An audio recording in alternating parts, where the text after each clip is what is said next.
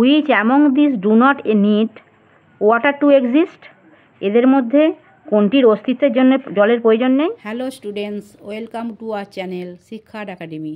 আজ আমরা activity 1, we use water for many purpose. আমরা অনেক কাজেই জল ব্যবহার করি। লেটস চলো make a list of this, এগুলির একটি তালিকা তৈরি করি।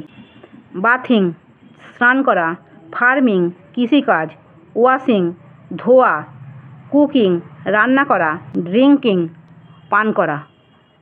Activity 2, which among this do not need water to exist?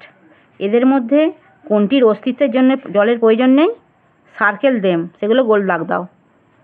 দেখো ডলে গোল দাগ দিয়েছি। ডলের মানে পুতুলের জল লাগে না বেঁচে থাকার জন্য, সেখানে এখানে ডলের গোল দাগ দিয়েছি। ট্রি গাছের লাগে, সেখানে গাছে দাগ দিইনি। বোতল মানে বোতলের লাগে না, সেখানে এখানে গোল দাগ দিয়েছি। ম্যান মানুষের জল লাগে।